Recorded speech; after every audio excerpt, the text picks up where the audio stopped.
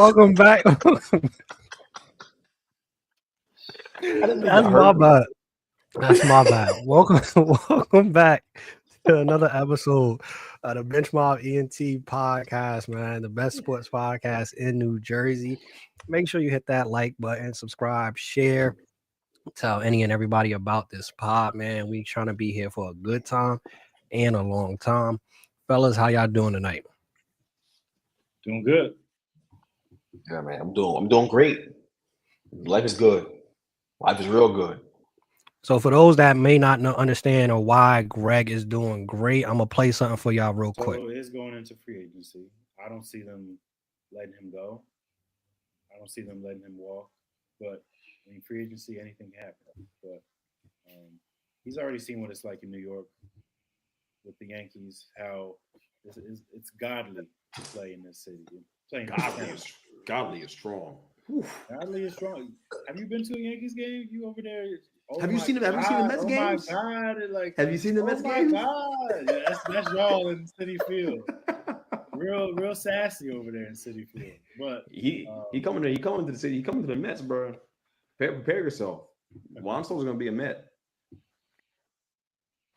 Now, this is why we tell you to lock in with us, because we be knowing stuff, and trust and believe it's not just Greg, because Miles, he got a clip coming in the tuck later too.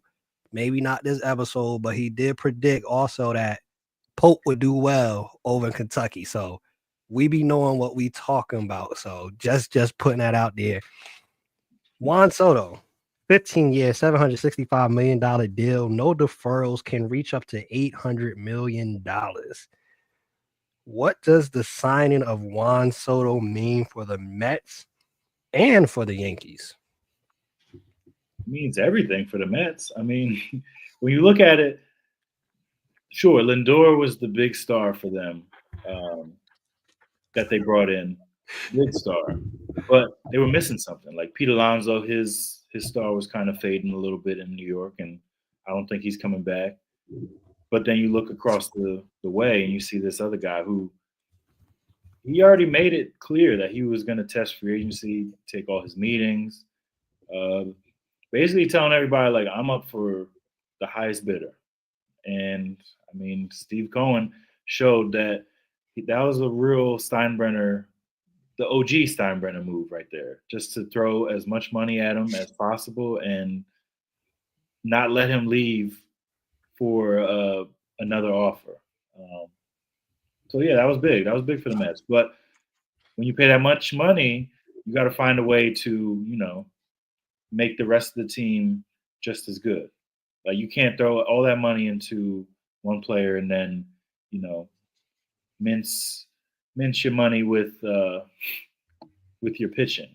So I'm interested to see how they do that, because right now, what is it? Clay Holmes is their number 3 starter.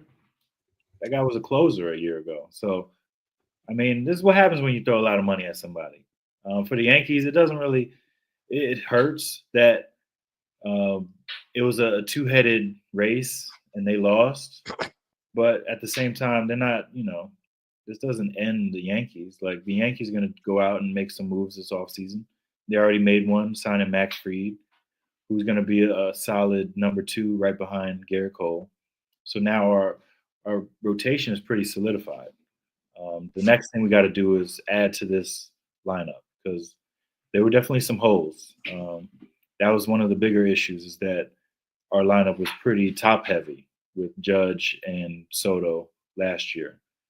Some of the young guys, they stepped up towards the end of the playoffs. Volpe, Wells, I'm expecting a little more from them too. And everybody's hearing the rumors Kyle Tucker could be for sale. So if the Yankees were able to pull that off, I mean, not really thinking too much about the Juan Soto. It hurts, but not the only great player out there. So it does suck, but hey, the Mets, they're making moves. They're a good team. They're a threat in the big leagues now. Last year really helped them, raise their profile, because before that, I mean, they were really going into the year thinking they were rebuilding, and then who's that one guy? Iglesias came out with that song, and it almost hypnotized them. It was like Zoolander. When he played the music, everybody just starts dancing and all that. They're feeling good in Queens. So I'm happy for y'all. I'm not hating on them. Like, sure, I said what I said before. I didn't think Juan Soto would leave, but it's going to be interesting to see the battle over the years now with the Yankees and the Mets. Okay. So I was being nice. I let him have that because it's been a rough week. So I understand where Miles is coming from, and you guys got to understand. Like, I'm a nice guy, and oftentimes when people tell you they're a nice guy, then they're lying because you're a nice guy. Don't gotta tell you he's a nice guy, but I am because I let him get his little thing off. I let him say what he had to say about the Mets, and be a little petty on the way out. That's okay. But here's the reality of it. I'm giving you guys the real. So obviously, this is a historic moment in baseball and in sports, in my opinion, because the Mets have always been the little brother to the Yankees, right? The Yankees have been the franchise that do things the right way. They won 27 championships, however many it is. I don't care to commit it to memory, but they've got a lot. And so, because of the fact they have won a lot of championships and they've done things, a certain kind of way, they usually get the big player, they get what they want, and the Mets are in that shadow, playing in the biggest media market in the world. No one expected this from the Mets, but obviously, if you've been paying attention to the Mets over the last few years since Cohen's come on board, you know that this was always a possibility and that this was the thing that Cohen was priding himself on. And he said that he wants to run the Mets like a philanthropic endeavor, and he wants to spend money and make people happy. That's his thing. That's what he wants to do. He wants to make the Mets fan happy. He wants to get rid of the pessimistic Mets fan narrative. He wants that out of here. And honestly, he's successfully done it. This is a culmination of all that stuff he's been talking about for years coming to fruition. When you go out there and you take the best player on the Yankees, or the second best player on the Yankees, because Judd had a great year, but I think the best player because he showed up in the playoffs. The other guy didn't show up in the playoffs. So the best player on the Yankees, you take him away from them, and you outbid them, and you beat them at their own game. That's truly something special. And look, it's similar to the Nets a few years ago with KD and Kyrie, and hopefully this doesn't play out the same way. But it's not in the way I'm gonna compare it. Miles over here shaking his head, getting all happy. And that's not how I'm about to compare it. What I'm saying is it's similar in the sense that the Nets had earned the right to be in that conversation and to get those caliber of players to come there because they had built a great culture. They had won a bunch of games. They had made a little playoff run before, right? They got in. They showed teams that there was something desirable about playing there. You factor in the magic around the team last year that Miles belittled with the OMGs being the theme song of the year, the Grimace situation. That team was resilient. That team pitched their behinds off the second half of the year. The coaching staff did a phenomenal job. Jeremy Hefner, the pitching coach, Mendoza, the manager, those guys did a great job. The hitting coach, I think it's Chili Davis, did a phenomenal job as a coaching staff, getting those guys to play above their heads last year and truly got the best out of Lindor, right? Got the best out. They got Lindor back to form, which is their calling card, right? Those guys should be here for as long as they want to be here. But you got to also factor in they beat the brakes off the Yankees every time they saw them when they played them in the regular season. And that's got to mean something too. And I think all those things, that all plays a role when you talk about trying to attract the player from that team, from your crosstown rival. When you beat the team in all your head-to-head matchups and you do all those things and you have this run and a legitimate run in the playoffs and you go to the Dodgers, y'all got swept. Don't look question. Don't start questioning nothing like that. Y'all got swept in the Subway Series. I remember. Y'all got taken care of. So money didn't factor into any of this? That was the biggest thing. First of all, here's the thing. Top biller. Here's the thing, though.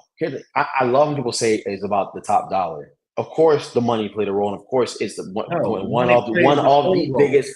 No, don't do that because it's a way for y'all to make yourself feel better. You guys don't get to address the inner ugliness that you guys have. Here's the problem. And who's going to go to $800 million? See, here you go. Here's me. See, Michael K. Relax. Here's me and Tone. We were just talking about it. No, it's not. I'm stating all these reasons. Okay, we beat y'all all our head-to-heads. All right, it's frankly a fun situation here going on this side in Queens than it is in the Bronx. Ain't nobody got to shave their beard and be all pretentious. Ain't nobody's family getting kicked out by security and all this nonsense. We gave him a free suite for life. He can have it for as long as he wants. All of these things that y'all didn't want to give him because you're the almighty Yankees. Because no one can tell you no. You do things your way. All this stuff.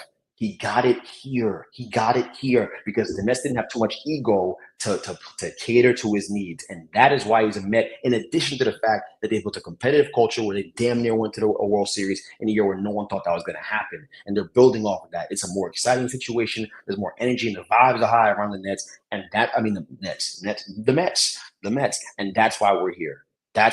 So to say it's just about the money is a way for y'all to cope. It's not, though. It is about it is. What? It is. Because okay, but I'll just say this: if it wasn't our about offer was only the money, $50 a year off of your offer. Yes, but I'm saying no, not just that. I'm saying if it was all about the money for Juan Soto, then why didn't he go back and let y'all try to match at the end of the night? He didn't. That's my point. He didn't. If it was all about the money, he would have been like, "Yo, like, hey, I want to be a Yankee," which we know he wanted to be a Yankee. We know he was torn. Yo, they gave me this much money. Y'all want to match it? Because I'm gonna go to the highest bidder. He didn't even do that. So he chose the Mets. The truth came out. The truth that he was never really, it didn't hurt him to leave the Yankees. It didn't hurt at all. Once he left the Yankees, it was like, all right, who's giving me the most money? Boris, it's all about money. He's a hired gun.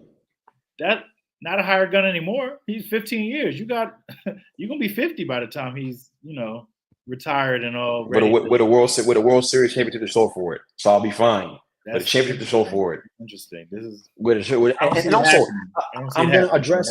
Let me address other nonsense you said too. You said some other nonsense. Something about they paid him all this money. This is what happened. You pay guys money. Now you have Clay Holmes is your number 3 starter. Let's be smart for a second. Let's be real.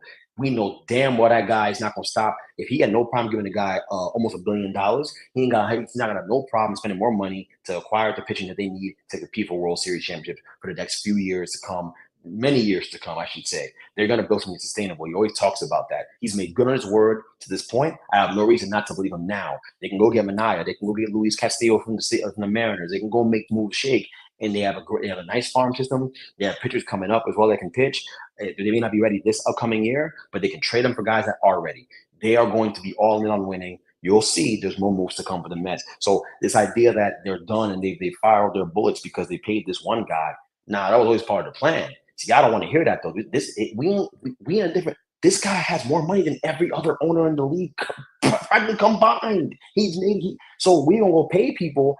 This is what it felt like though, Miles. Like this feeling here, this is what it felt like watching y'all though. So now the shoes on the other foot.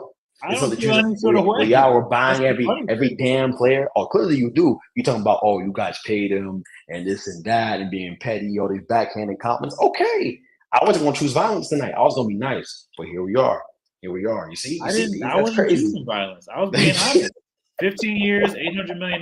Nobody's going to that level for a guy who's decent in the outfield, and he's got a very good at bat, but very good. You see what he's doing? He's got the best bat in baseball. He's the best hitter in the sport. There's no debate who's a better hitter than him in the baseball. So hold on. If he's got the best bat in baseball, then why he has no MVPs?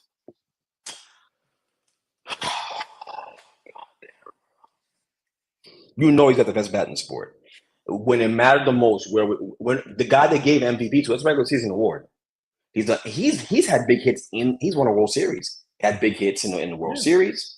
He did it again for you guys. He's the reason why y'all got there to the World Series. Him and Stanton. It wasn't even your MVP.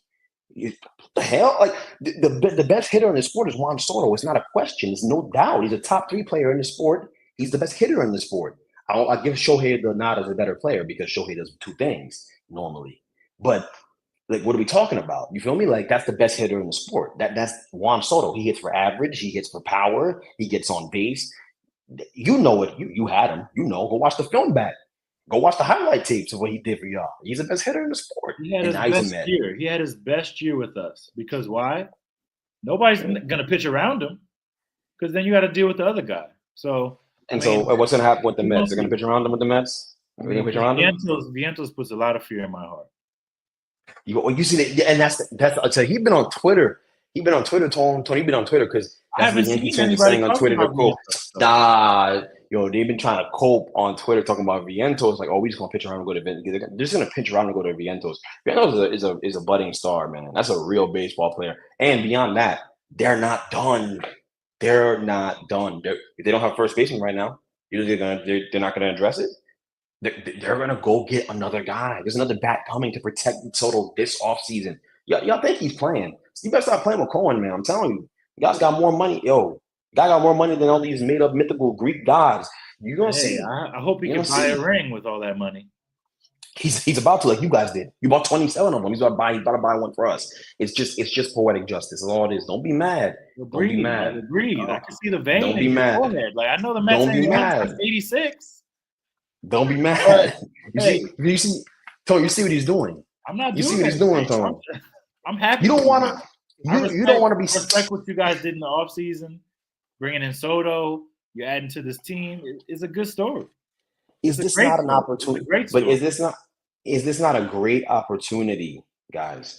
Is this not a great opportunity to address what's wrong with the Yankees? Why hear one negative thing? Not one negative thing about the Yankees. We're not going to address the fact that he could have been there. Convenient enough that it came. All this stuff is all of a sudden flooding out. Oh, his auntie didn't get into the stadium, or ain't that how it works? Okay. When did we hear about this beforehand? We're not talking about any of this. If he's not in the Yankees, if he would have signed with the Yankees, are we gonna he almost didn't sign with the Yankees because they didn't let his family in? Yes. No, that would have came out. A thing.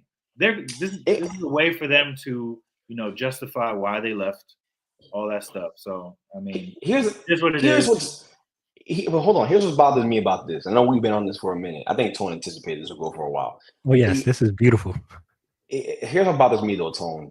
Jeff Passan comes out the night it happens and goes, this wasn't just about the money. He's specific. This wasn't just about the money. He looked at the Mets' future. He looked at the Yankees side by side and said, I think the Mets have a better future. I want to be a Met. He chose the Mets. He says that, and then every Yankees person, Yankee boy on Yes Network, Michael Kay comes out and denies it furiously. What is this? You see all the reason why I don't like the Yankees? This is great. Yo, just take the L on the chin. It's okay. This is how you get better. You have to lose sometimes. You can't get everything you want. It's all right. 27 championships. What are we doing? I ain't seen one in baseball yet. I done got to a World Series. I ain't seen one. I ain't won one yet. We really aren't going to be critical. That's why you're so what's going on with the Topic. Yankees. That's why, because you haven't seen one yet. Hold on. Any Mets fan in their right mind would be through the moon about this topic. Any Mets fan. This is a big deal. I'm proud of y'all. Proud of y'all. You see? You see what you're doing? See what you're doing? Yankees big brother. But we can't be. But we see Yankees fans is the problem though. You see, like, Hal's gonna keep screwing y'all over because y'all don't want to look inside. Y'all want to keep on pointing out all these other things, making excuses for the dude and all this stuff. It's time to look inside. I'm telling you, same Nixon. It's a Nick syndrome all over again. Before they fixed it, you got to look inside and be really honest with yourself about what the hell is wrong over there, how this could happen, because this never would have happened in the past. If George were alive, this never would have happened. But we're not going to be critical about how. Okay, charge a dude for a sweep. That's all right. Kick his parents out of the stadium. Keep doing that. We're going to keep taking players from y'all are good too. It's going to happen. I'm going to keep because look, life is changing. Things are changing, man. Like the Mets are going to run the city. I'm telling you, the Mets are going to run this damn city. I'm telling you that right now. There's a fun thing for these new generation, these kids who aren't into baseball or getting into it. They're going to gravitate to the Mets. They're going to gravitate to the old-ass Yankees. Ain't nobody – these kids, this new generation don't care about history. They don't care about history. They don't care about what you've done. They don't care about accolades. They care about, what can you do for me right now? What's cool? What's in? If you old, they call you Unk. Y'all Unk. The Yankees are Unk.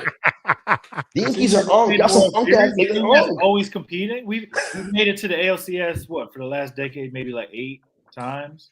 So it's not like – we can't compete. It's not like we can't make a World Series. But that's not the bar y'all set though. Don't move the goalposts. I'm not moving. What y'all always Tone? What are the Yankees about? What do they always say? What's the mission statement? This championship thank is you. bust. So y'all been busting all What over is the place yours lately. though? Yours is 800 million or bust, because that's what it feels like it's gonna be. Hey, I'm happy for you guys. I know we gotta move on at some point. The Mets, you got your guy. Be happy about it. Be happy. As you can see, I know. my smile got 1,000 carats on that bit right now. I'm happy as hell. I'm just telling you. Here we You look like you just had sweet potato pie for the first time. You got a grin on your face that I've never seen before. Yo, man. Hey, look. This is. We could talk about all this other stuff later, outlook and for the teams and everything like that. But this is a big deal. It's a big deal. It's one of the biggest sports stories I think ever in my life. It's a big deal that this happened. Because the pessimistic Mets fan is gone from me. I'm no longer gonna be pessimistic about this team. They're giving me a reason to believe. Last year they did. It was gone before this, but now we're over the moon now. We're over the moon now. So yeah, man, it's all right. Look, I get it, Miles. It's okay. It's all right. I get it, bro. Hey. Yeah, most definitely. We will be talking about this further. What's going on with the Mets, Yankees, as Miles mentioned, already making moves. We will be discussing the rest of offseason to see what these teams do, specifically the Mets and Yankees, and we're gonna be watching closely for as long as this podcast exists. This will forever now be a topic of conversation to see how these two teams do. Another team, one of Miles's other teams that it's a little bit of confusion going on. They're winning, but it's some drama going on lately over in Philly. Supposedly, AJ and Jalen aren't good. You sweating. You asked AJ what's wrong with the offense. You asked AJ what's wrong with the offense. He says passing. Will Jalen Hurts be the thing that holds this Eagles team back from winning a Super Bowl? For sure. I mean, if you're playing like this, they got out of Philly last week against Carolina with Jalen throwing for 108 yards. Like, you can't really win in the NFL playing like that. Like, unless you're going the Army route, or you're just gonna run the wing T and Jalen and Saquon. That's your whole offense. Like, AJ is justified with being frustrated because this is your guy. This is your guy you paid all that money to be a difference maker. Even Devontae has room to be upset. So, I mean, Jalen, he hasn't played at the level of the last Super Bowl run, but they're winning games. That's the thing. They're winning games. In the playoffs, he's going to have to step up. He's going to have to make a big throw. So I'd like to see them over the next month, figure this whole passing game out. Because AJ and Jalen had great chemistry. And then all of a sudden now with Saquon, the identity has shifted a little bit. I mean, a guy doesn't, track to setting a record without things being a little different in the offense. So we'll see what happens. I mean, this is a big test coming up. Pittsburgh has a really good defense. Jalen's going to have to step up if they want to keep winning and keep pace with Detroit. And, of course, they want to shoot for that number one seed and home field throughout.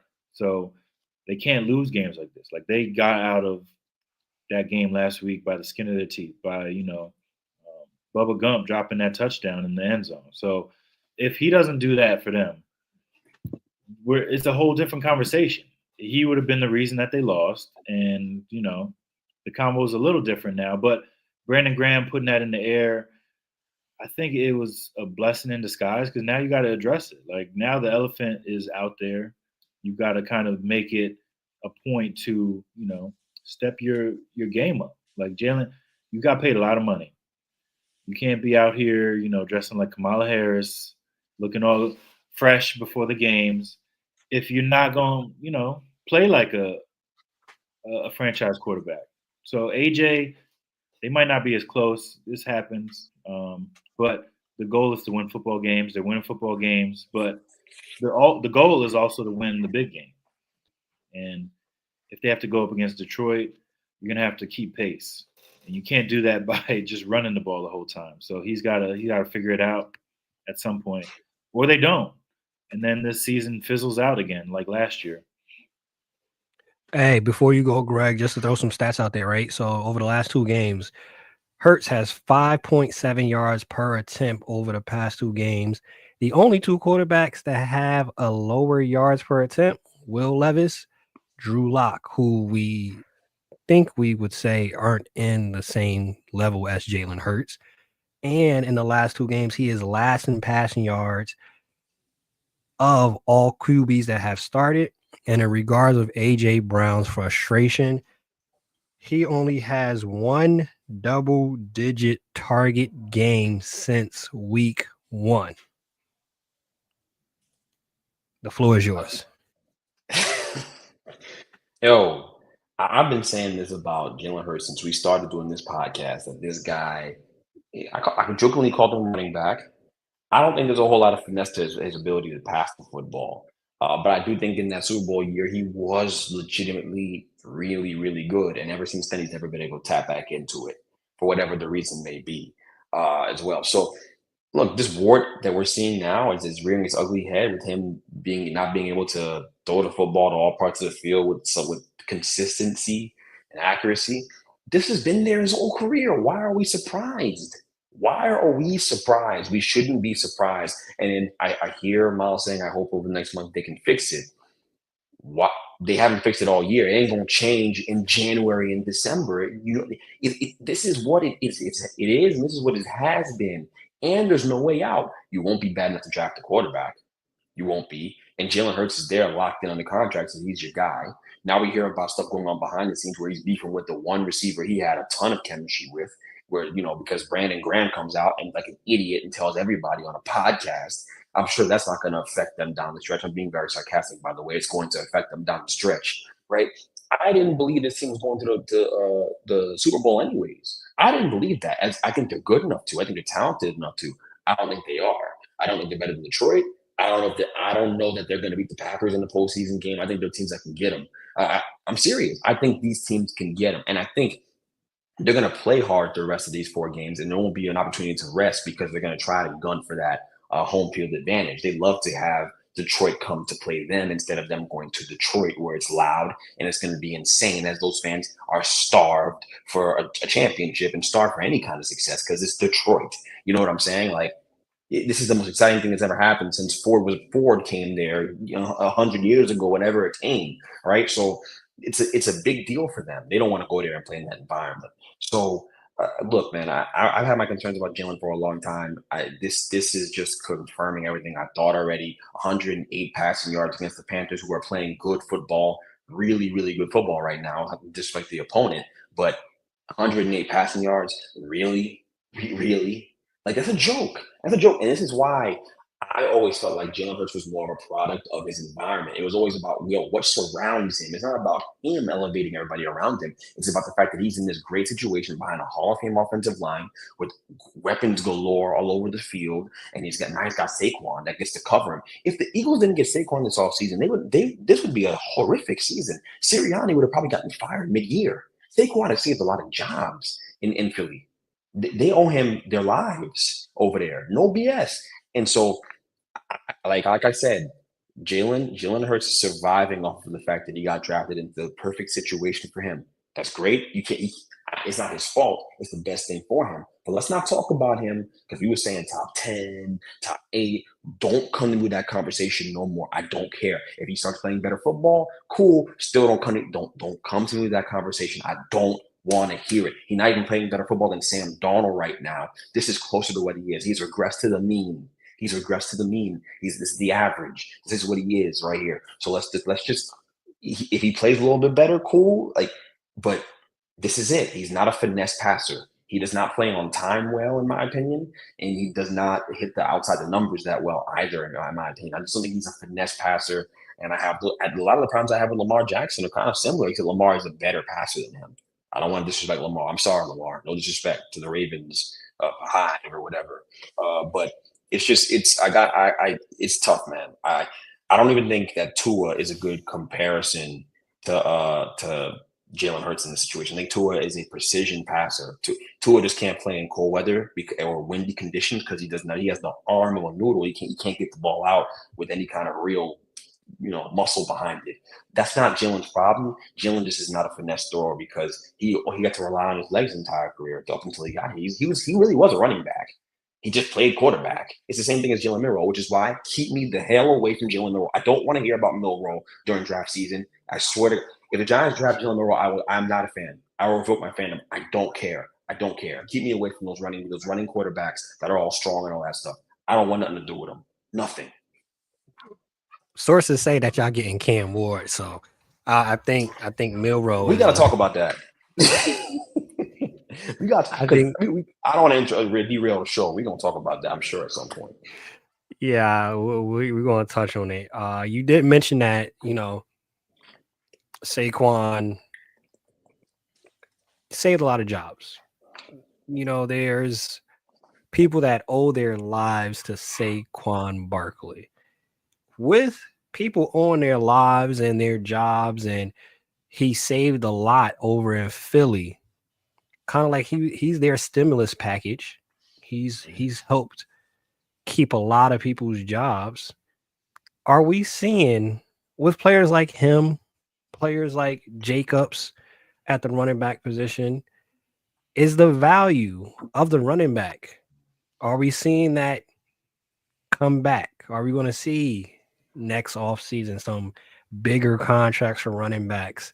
Is the value of the running back being reignited this season? I don't think so, because you can still draft one and reset everything and keep the cycle going. Like, you draft somebody, let the guy walk, draft somebody. Like, you can find running backs in the 4th, 5th round that are, really good. Like, the Giants found one in Tyrone Tracy. So to say that Saquon and Derrick Henry and Jacobs, they're having really good seasons because those are really good players. And it's a luxury for those teams to have. But some teams don't have that luxury of, putting big money into a running back. So that's why you see the Chiefs do what they do, where they'll let guys walk. They're not going to sign those guys because they know they got Patrick Mahomes. They can win regardless of who's playing running back. If it's Edwards-Helaire, Pacheco, or some other bargain bin running back. Like, there's plenty of talent out there to find for cheap. That's why you're not going to get like a wave of running back. I don't even know who's a free agent next year for running backs, but if anything, they'll get deals similar to what, maybe Saquon got and Jacobs got. McCaffrey is like an outlier because McCaffrey's McCaffrey. He does everything. This year was just a little bad luck, cover of Madden.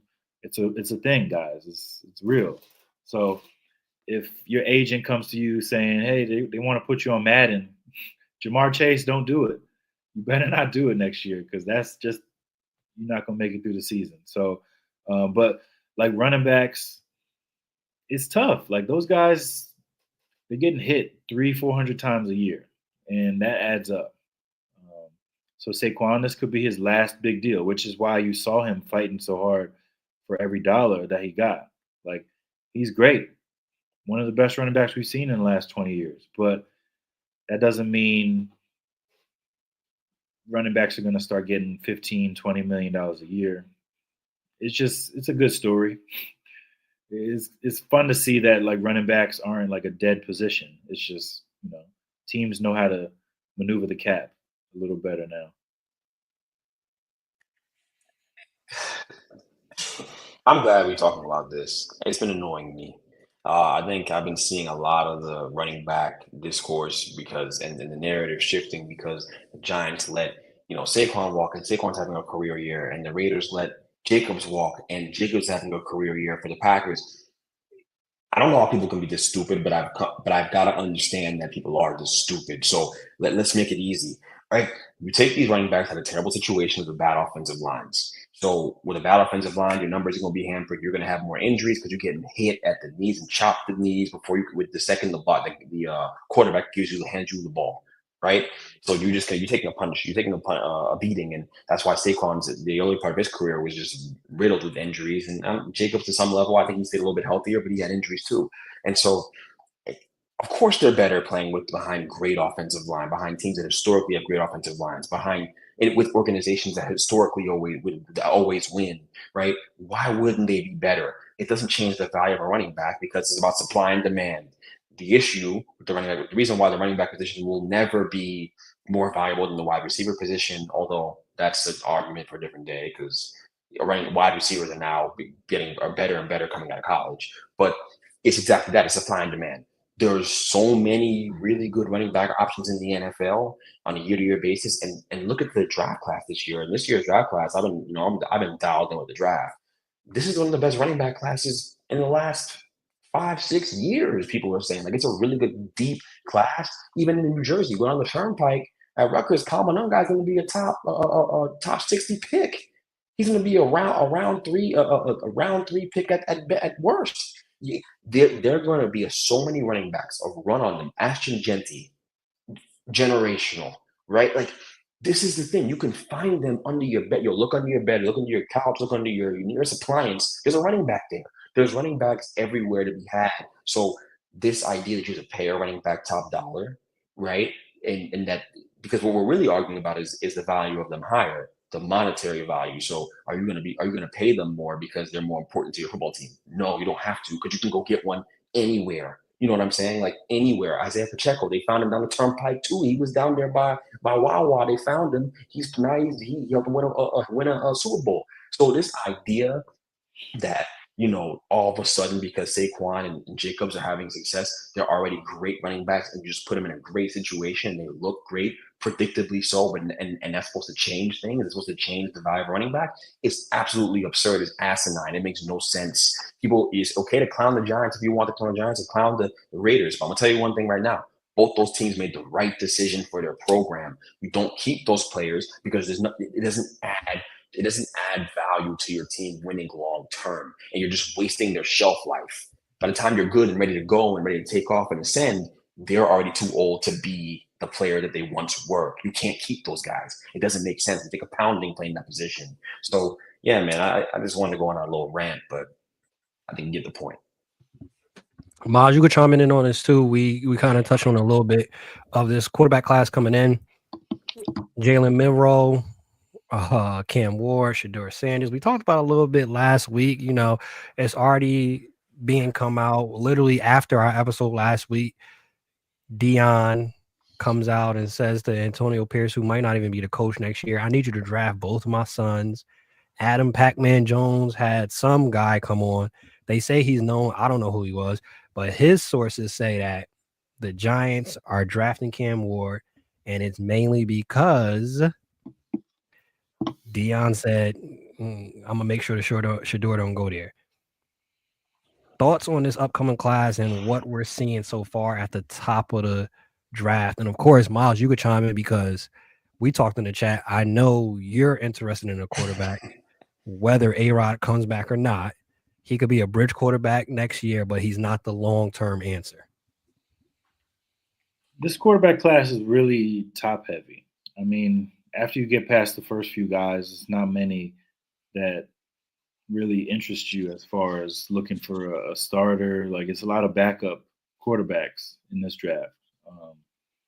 You got Cam Ward, Shedeur. That's going to be a nice battle to see who goes 1 or 2. Could just end up being which team ends up number 1 overall. If the Raiders end up number 1, Shedeur's probably going.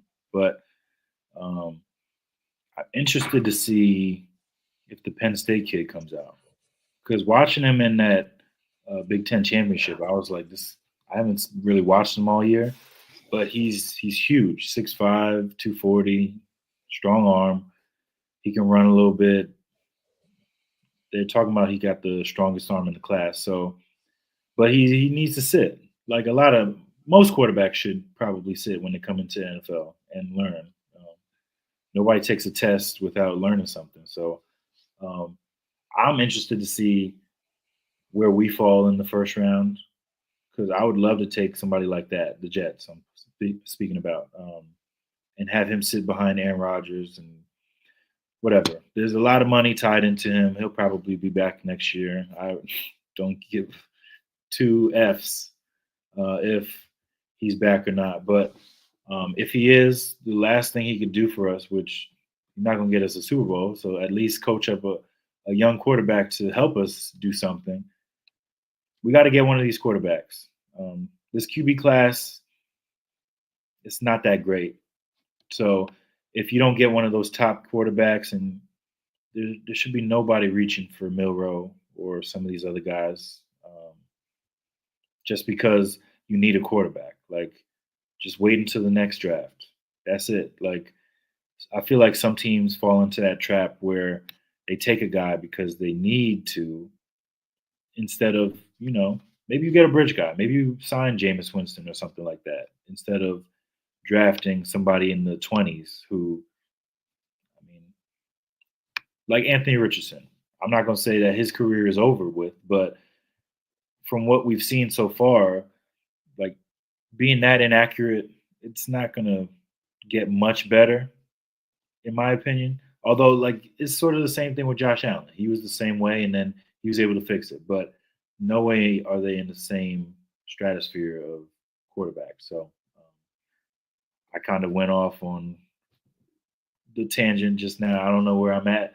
But the quarterback class this year, very average. Like Cam Ward, Shador, that's going to be the talk of the town. If Drew Aller leaves, he'll be probably right behind them. I could see him coming back because kid from LSU already did. So maybe they push that off till next year. But if you want a quarterback, try to keep losing. Hope the Giants win a couple games, and a little paisan, a little, the Italian stallion. Hopefully he wins a couple games and we can, jump in front of y'all, but it's not gonna happen. Yeah, it's not. It's not. And I try to tell you that you should by now you should be listening to me with that. It should be we should have come to an understanding already. That's all right. But what I'll say is, look, the report from from old dude, I don't know his name, Nevin something. I think his name was Nevin. Now, why anyone would listen to a guy named Nevin, I don't know. But because why would we just name the nigga Devin? My bad. That makes no sense. Okay, but with him, so apparently he's a booster in the Miami program, apparently, right? So he's got some ties. He gives money. He's been around the program for years and all that stuff. So he's plugged in with Miami in particular. The reason why I don't believe the report is because when he first started talking about it, he didn't have a source on like the idea. It didn't sound like he was speaking in definitive nature about Dion not wanting Shador to go there. It almost sounded like he was like he was speculating about that part, but then he was so sure about Cam going there and the offensive coordinator going there with him. He didn't even take what role the offensive coordinator will take. I don't know, man. There's a lot of smoke out there during draft season. You can't take that stuff at face value. All I know is tonight, Shador was at MSG, and he received a very warm reception from the crowd. A very warm, louder than they cheer for the Knicks tonight because the Knicks were awful tonight. Much louder than they cheer for the Knicks. And so he received a very warm reception, and he seemed very receptive to it. I think a guy like him and a guy like Dion not being able to understand the perks of playing in New York and doing it well at a high level and winning after all these years of losing and playing the quarterback position at a high level, what benefits you can reap from that, like those guys have to understand that. And I know I sound like I'm almost trying to convince them on this podcast, but I just don't understand having Brandon Brown, Joe Shane, Tim McDonald, all these guys in the front office for the Giants and all these practices. The Giants have been flirting with Shador for months, almost the whole season, right? And so this idea that, all of a sudden, like Dion's telling them one thing when they come visit, but then he can't go. He doesn't, and on behind the scenes, he doesn't want Shador going there, and Shador's not going to go. It don't make sense. Usually with the draft, you got to read the tea leaves. You got to read what people are doing, their actions. I know the Giants have been in a bunch of Shador's games.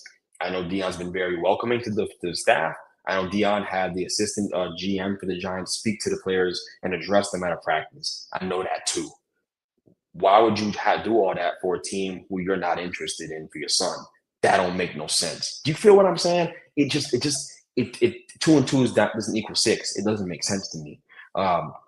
So yeah, I think Shador is the number one pick. I think it's going to come down to who gets the number one pick. I think the Giants will not be scared to draft Shador Sanders. If they do get the number one pick, they'll just draft him, right? I think he's the best quarterback, which I think they do, to be quite honest. But I'm not. I am a fan of Cam Ward. I do think he has warts. He makes bad decisions, and he needs to clean that up. And hopefully, in a bowl game, he can play a clean game. He needs to play in the Senior Bowl. He hasn't accepted his invitation yet. He needs to do that to continue to bolster his status, make sure and show guys he can play on time within the schedule of an offense without making mistakes and without trying to improvise too much to the point where he makes that costly mistake or throws the ball across the field or something ridiculous like that. He's a playmaker, and sometimes it gets him in trouble, but he's very talented as well. So they'll go 1 and 2, those two guys, no matter how it goes as well. I don't see the Giants winning another football game this year. This is not a Giants podcast. Obviously, they suck. They don't even deserve me talking about them. They're not going to win another football game. They're terrible defensively. The entire team is injured. All right, but I'm saying this to say, like, within the context of the Raiders getting number one pick or the Jets, what the hell? What are we even talking about? The Jets are not getting the number one pick, except that they're going to win another football game, Miles. That's okay. The Raiders are going to win another football game. Aiden McConnell, this is Jesus. God is so good. So Aiden McConnell looks like he's going to go out with a knee injury where his leg just flew off his body in the middle of the game last week. He comes into practice this week after we see a report he's going to play Monday night against the Falcons. It looks like he's okay. It was just a bone bruise, but he thought he was done for the year, and Pierce making it sound like he was done for the year. He's going to play. We're getting saved from watching Desmond Ridder, which means as bad as the Falcons been playing, and they play, and guess what? They play the Saints too. The Saints don't got Derek Carr for the rest of the year. He broke his hand against the Giants. Sorry, I don't mean to be like he got hurt, but we're clearing the path for the Raiders to get a win or two, man. Like the Raiders are going to get a win or two in this stretch. Falcons or the Saints, and the Raiders still got to go play the Jaguars. And they can do something funny and beat the Jaguars, who are starting McCorkle Jones, who's ass. So here we are. They're going to win another game. The Jets will win another game. The Giants are going to be a clear-cut number one pick this year. We're going to get Shador Sanders, and we'll see how it goes. That's it. Then your note on Drew Aller, by the way, I put him in my top 5 a couple of times. We did the little rankings, Tone. I don't remember. Yeah, he's the most Josh Allen-like prospect in the class. He's interesting, but he has a project. He's only 20 years old. He can go back to college if he wants to. So he's going to have to see what his prospects are and what teams are kind of projecting him at as a pick and go from there. But I think he may come out because if he goes out next year, he won't be a first round pick. But you never know; he could get better. So I don't want to say that for sure. He's an interesting prospect, but he ain't my tax bracket. I'm looking at a different bracket of quarterback. That's all I'm saying. Miles is right though. If he does come out, needs to sit a year. Yeah, and I think Miles said something that's good that maybe we could have this discussion on another day. But I do think that more quarterbacks should sit down a year. It's not many quarterbacks that we've seen in the history of the NFL that come in their first year and they got it all figured out. I mean, we saw Peyton Manning's first year. Good Lord. And he turned out just fine. But imagine if he was able to sit that 1 year. It probably would have been beneficial for him. But that's how it is. Again, maybe on another day we'll have a deeper discussion on quarterbacks coming in, sitting down a year, but also the dichotomy of, hey, these coaches, their jobs on the line. Greg alluded to it, talked about it earlier. Y'all want to get the good and the great players on your team, which often means that you're going to have lose some games. But at the same time, within y'all losing games, we might have to fire you. It's such a catch-22 being a coach, man. It really is. Staying with the young players in the NBA aspect, ESPN, of course, dropped their 25 under 25, and Ray Charles, Stevie Wonder, a lot of the deaf community all had issues with this list. A lot of issues with the list. Cam Thomas was upset he wasn't on the list. Mm-hmm. I'm asking my co-host, Greg and Miles, who are your top 5 under 25? What ESPN had, the top 5 for ESPN is Big Vic, Ant Edwards, Paolo, Franz Wagner, Chet Holmgren. Other notable names: Halliburton was at 6, Maxey was at 7. You had Jalen Williams, J-Dub at 9, Sengun was 10, Brandon Miller, or if Clyde Frazier is doing the hosting, Killer Miller, he was at 15. Jalen Green's at 20. Dyson Daniels is at 23. Zion dropped to 16. LaMelo at 12. Cade at 13. And rounding it out was Bilal Coulibaly at 25. Oh, by the way, we've had discussions on this debates with Tyler Hero, RJ Barrett debate. Tyler Hero's at 21 on this list. Where's RJ Barrett at? He didn't make the list. Yeah. I don't know if he's over 25 or not. I'm not sure. But he didn't make the list. How old is he, Miles? You know that. Miles know everything about that nigga. How old is he? You know more than me. That's your cousin. I think this gang shit. See? I don't like the Victor Wembanyama hype. He should be lower on the list because he hasn't proven anything yet. So he's on the list because he's 7'8", and it's just annoying. He is good, but he I'll take Paolo over him right now. I'll take Ant over him right now. I'll take Cade over him right now. Paolo, Ant, Cade. Who else would I take? I think I'll take Tyrese Maxey over him right now as well in my list. So I've already got 4 guys before I even get to pick. That's my point. You know what I'm saying? Like 4 guys before I get there, and that's the part that annoys me about this. ESPN has always got this thing messed up the worst with these lists as well. But yeah, Paolo, Ant, Cade. I'm a big LaMelo fan and believer. I know people, he has his warts, but I still think from a talent perspective, raw talent perspective, there's not anybody in the NBA, especially under 25, more talented than LaMelo Ball as a talent. Nobody, and that does mean something in this conversation. So I probably go with them my top 5. I just gave it to you right there. I'll go again: Paolo, Ant, Cade, Tyrese Maxey, LaMelo Ball, probably my top 5. Players under 25 years old right now in the NBA. A lot of guards in that situation, in that mix, because it's the position of highest value in the NBA, in my opinion. And Cade is just slept on because he plays in the Motor City, and people don't really watch him play very much. But he is one of the best guards in basketball. Period. As the Knicks got to learn firsthand a couple days ago, right? Very, very great, very good player. Really, really talented, and should be in a conversation for an all-star spot if he continues this level of play. But he'll eventually become an all-star in the NBA. I'll go with those guys before I go with Wemby. I'm being real with you. Wemby take too many jump shots from me. He's not dominant every night. How are we going to put this dude? If now you 7'8", you catch the ball in the paint, you turn it around, you dunking on dudes all day. All right, like you number 1 because you're taking the most efficient shot in basketball, and it's literally the most efficient shot in basketball because you're 7'8", no one can stop you, no one can block you. It's the same reason why Shaq was. We have so much respect and reverence for Shaq. But we compare him to Nikola Jokic. There is no comparison, in my opinion. Shaq was inevitable. He was going to score. There was nothing you could do. You know what I'm saying? All you could do is foul him.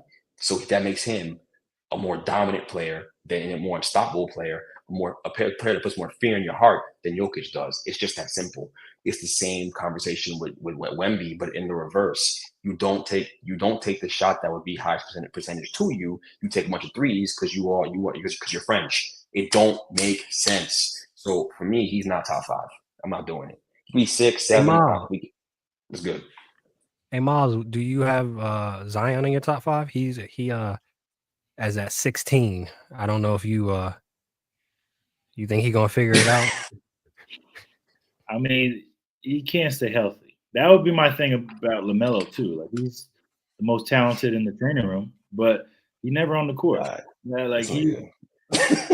He's always hurt. So yeah, his talent, speaks for itself. He could be the best point guard in basketball, but I mean, is he gonna play every day?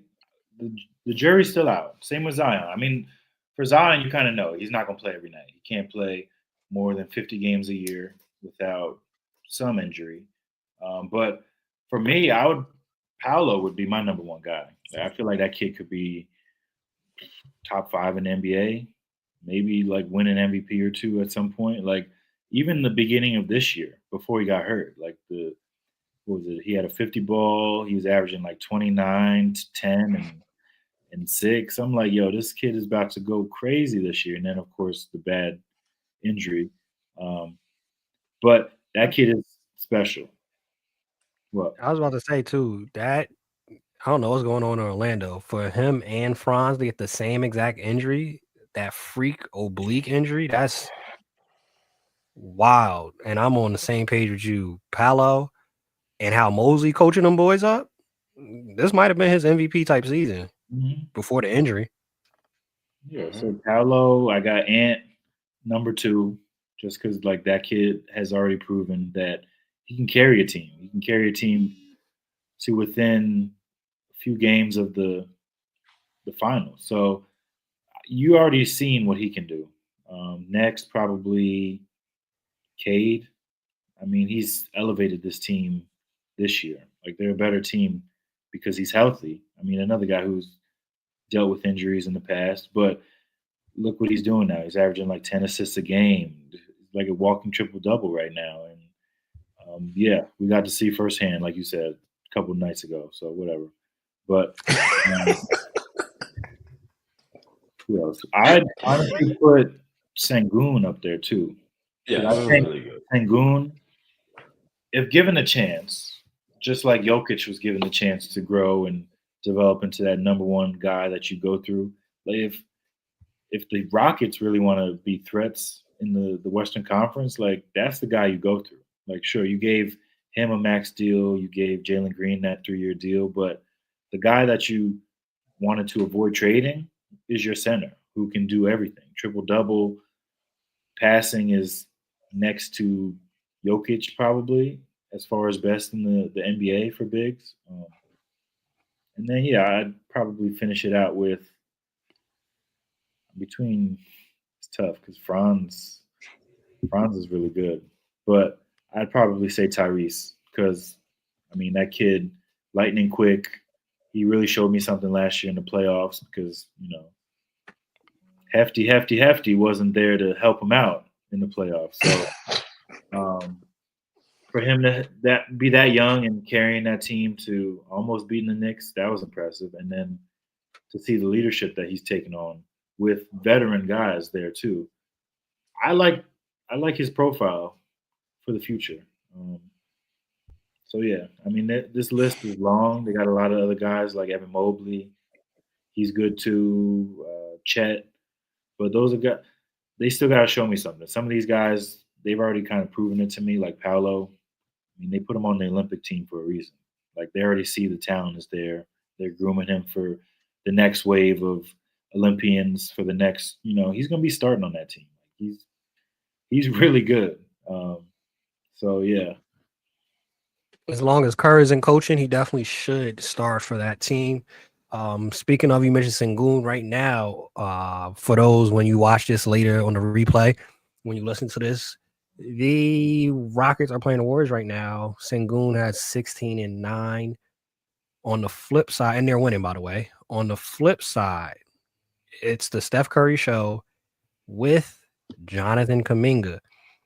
The last 3 or 4 games he started. Has starting Jonathan Kuminga unlocked his fullest potential? Cap or facts? Facts.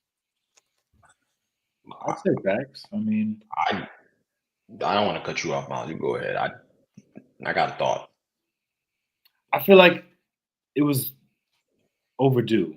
Like you had all the injuries, you let him develop last year. You've been holding on to him for 3-4 years now. So at some point, are you going to keep him as like a 6-man, or are you going to finally start him?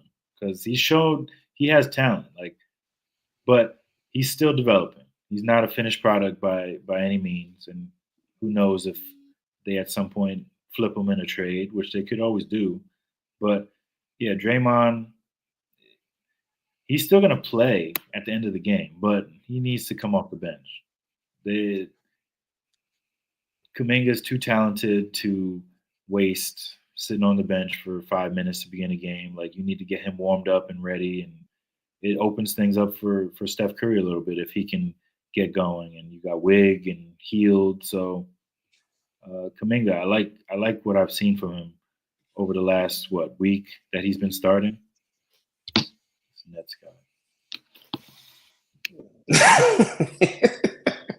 Hey, I don't think they give a darn about his potential. I think they're doing this because they want to showcase him and then dangling around so people can get a better look at him so they can trade him. Because you ain't gonna win with Steph playing with a bunch of secondary pieces. With all due respect to those guys, you're not gonna win anything. You're not going anywhere. You know what I mean? They want to load manage Steph, but they're not good enough to load manage him around them to actually load manage him correctly. You need him to win these games and play heavy minutes so he can do what he does.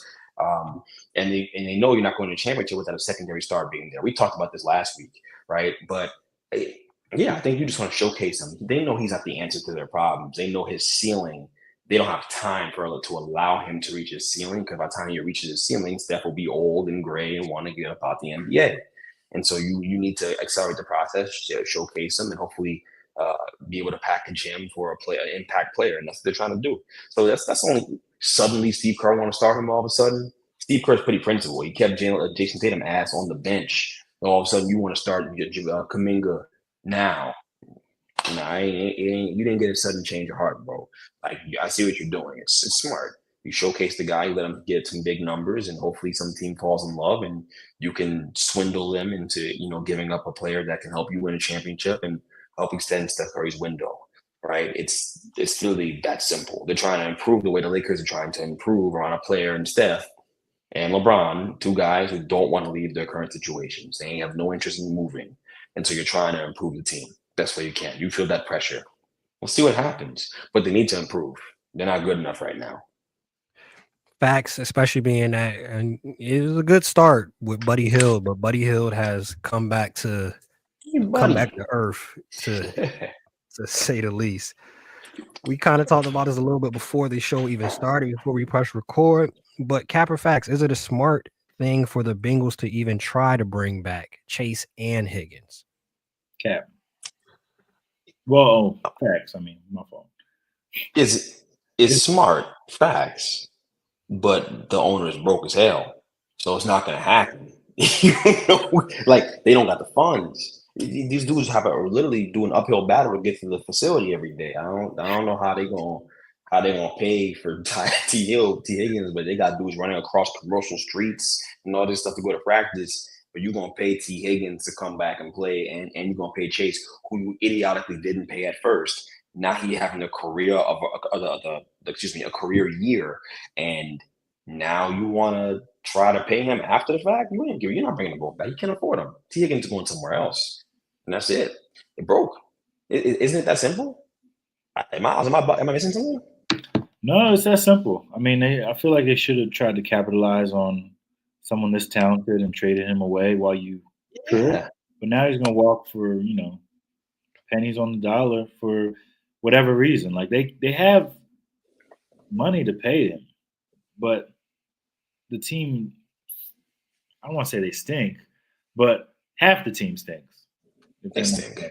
So they got to be a little more responsible with the funds.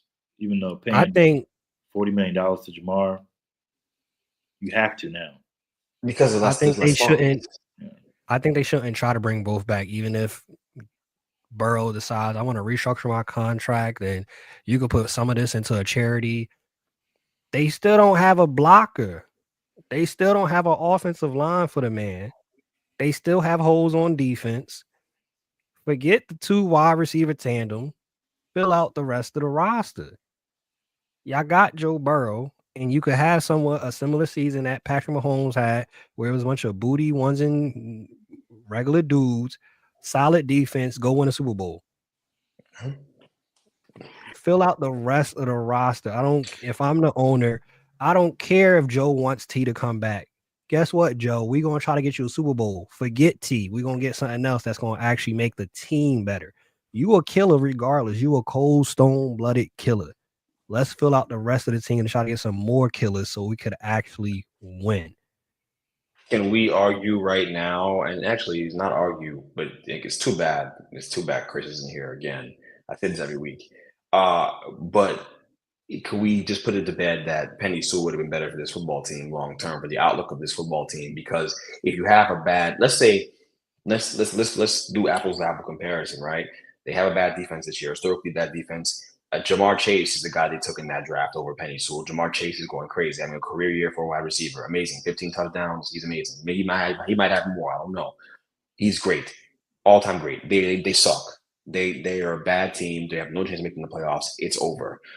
If you have Penny Sewell, not only is Joe Burrow protected, but you also create more running lanes for your run game. You can run the ball, which in turn keeps your defense off the field. You can play the possession game and win more games, right? You can piece together wins with a run game. So can we argue that the great offensive tackle, the Hall of Fame offensive tackle, is better for your team in terms of roster construction than the all-time great wide receiver? Right? Is it over? It Please has tag to Chris in be. this clip. For sure, it has to be because we talked about it earlier in the show. There's a billion wide receivers coming out. You know what I mean? You do not see top tier O linemen It's just harder coming to out find on the them. regular. This is Yeah. why when you look at before the year starts and you pick your Super Bowl winners or your predictions, your Super Bowl predictions, what should factor in, if you're smart, is what does that team's O-line look like? Because we say it on the show all the time, as fancy as you like to get, as many little trick plays, and you can have the Andy Reid offense and all of this special stuff, and you can have the different defensive schemes, and you could show that it's supposed to be cover 2, and then when the play goes, it butts back to cover 3. You can do all of that. Where you win the football game from day one until now is basics of the trenches. Can you win in the trenches? All that other nonsense is just icing on top of the cake. That you have a wide receiver that runs a 4.2. That's great. He's not going to see the ball if your quarterback isn't protected. Point blank, period. It's in the trenches. That's where it's won. So, no. Hopefully he responds to it. We've talked about it on the show. He laughed at us when we mentioned it, but Penny Sewell should have been the draft pick. And if Joe Burrow is honest with himself, he would say that probably behind closed doors, you might have to put him on a lie detector test. But his ribs and all those other injuries would have loved to have Penny Sewell. Right. 1,000%. And he's probably had a couple concussions this year that they just bypassed because they need him to win some games and be competitive. Doesn't happen if they have Penny Sewell there. We're going to end off with this one. You mentioned the Knicks. The Knicks lost. Dyson Daniels, whew, he going to be in that conversation for all defensive. I don't know about DPOY yet, but all defensive, he's going to be on one of those teams. Have players figured out how to guard Jalen Brunson? Cap or facts? Facts. I think so. I think he's on the scout. I think teams aren't jumping on the 2-foot pivot up fake. I think teams are staying down on it now. And the greatest indicator of it isn't going to be the regular season games where teams are lazy defensively. It's the postseason. And this simulates postseason play. It's in the NBA Cup. So you're seeing these guys stick to their assignments when they're guarding him. Like I saw DeAndre Hunter get a rep on him where he just stayed down. Like he beat Jalen to the spot, which works in Jalen's favor anyways.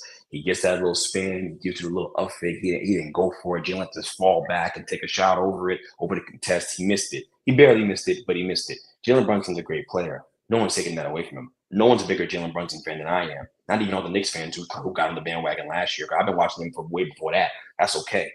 That's a different story for a different day.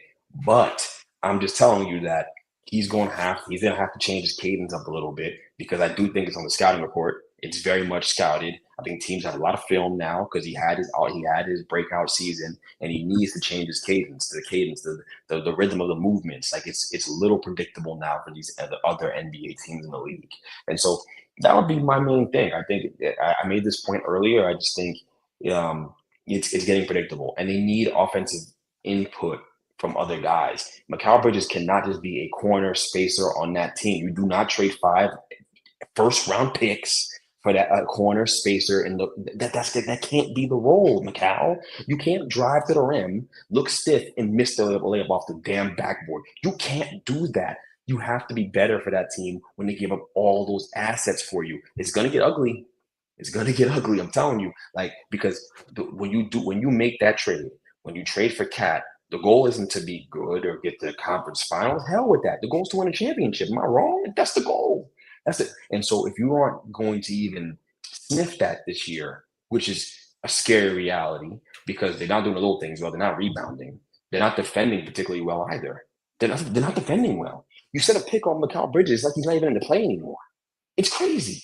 It's crazy. So when you have those things kind of boiling under the surface, you need offensive output from more guys than just Jalen Brunson. Part of the problem is Jalen Brunson's carrying too much of the load.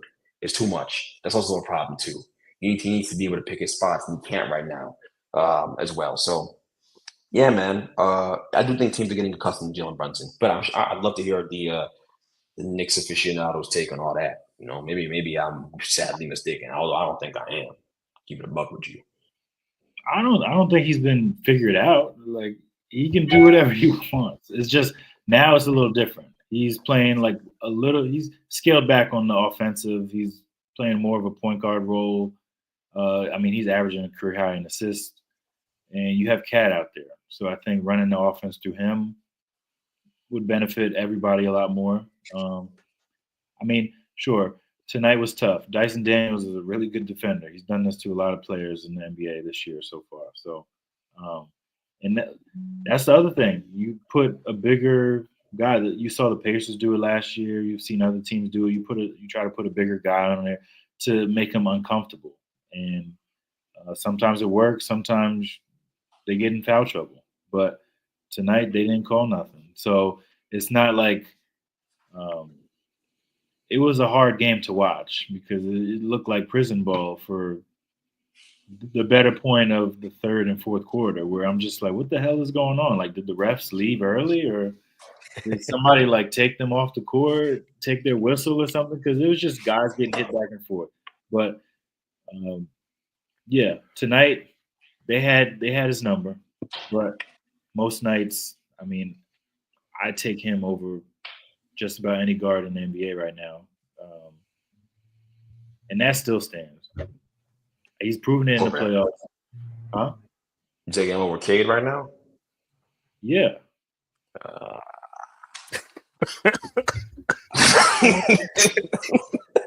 I think we're watching this. Hubbard is bare in Detroit. Who else is going to help him over there? I'm gonna keep it a stack with you. Miles. Jalen Brunson, he's not better than Cade right now, bro.